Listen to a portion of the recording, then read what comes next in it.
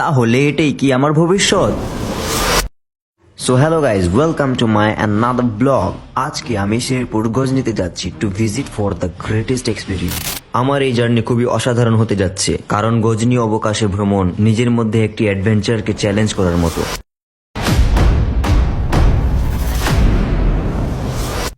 পুরো 3 ঘন্টা জার্নি করার পর আমি যখন অবকাশের মাটিতে পা রাখলাম, একটা কথা পরিষ্কার হয়ে গেল, এইখানকার প্রাকৃতিক সৌন্দর্যতা আসলেই প্রশংসনীয়। তার উপর এই প্রচন্ড তাপ আমার চলার গতিকে আরো স্থির করে দিচ্ছিল। তবুও বুকে বল নিয়ে আমি অনুসন্ধান করছিলাম এমন এক জায়গার যেটা আমার অ্যাডভেঞ্চারকে আরো গতিশীল করে তুলবে। পরিকল্পনা মোতাবেক আমি এইখানকার পরিবেশের সাথে নিজেকে মানিয়ে নিতে সক্ষম হয়েছি, তবে অসক্ষমের কারণ হচ্ছে গাছপালা আর খাল বিল ছাড়া এখন পর্যন্ত আমার চোখে ভালো কিছু দেখা মেলেনি। আমার স্থিরতা যখন অস্থিরতায় পরিণত হচ্ছিল, ঠিক তখনই আমি আমার ভবিষ্যৎকে 100 মিটার উপর থেকে দেখলাম। আর যখন তাকে কাছ থেকে দেখার ইচ্ছা জাগলো, ঠিক তখনই এখন আমার মিশন কিছুটা ভিন্ন। অবশেষে আমি সেই জায়গা খুঁজে পেয়েছি যে জায়গা আমার অ্যাডভেঞ্চারের গতিশীলতাকে বাড়াবে, তবে সেই জায়গা পর্যন্ত পৌঁছাতে আমাকে অনেকটাই ঝুঁকির মোকাবেলা করতে হবে।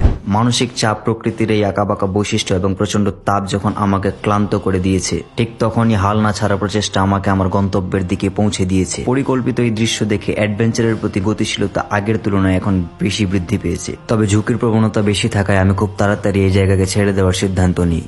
অনেক রোদ ছিল, হাঁটতে হাঁটতে অনেক পিপাসা পেয়েছি। এই যে দেখেন, আমি একটা ফুলের সন্ধান পেয়েছি। এই যে দেখেন, একমাত্র শেরপুর গজনিতেই পাওয়া যায় এই ফুল। গন্ধ একদম ভালো না। দিনভরের ক্লান্তি, প্রচন্ড তাপ আর পিপাসার চাপ আমার মস্তিষ্কে এমন প্রভাব ফেলেছে যে আমি আমার ক্রু মেম্বার থেকে বিচ্ছিন্ন হয়ে যাই। আমি হাঁটতে হাঁটতে জঙ্গলের এত ভিতরে চলে এসেছি যে আমি আমার ক্রু মেম্বার থেকে বিচ্ছিন্ন হয়ে গেছি। এখন আমি খুবই ক্লান্ত, তবে অসাধারণ একটি জায়গা এটা, চমৎকার। আমি হাঁটতে হাঁটতে জঙ্গলের এতটা ভিতরে চলে এসেছিলাম যেখান থেকে ফিরে যাওয়াটা একটা চ্যালেঞ্জিং ছিল।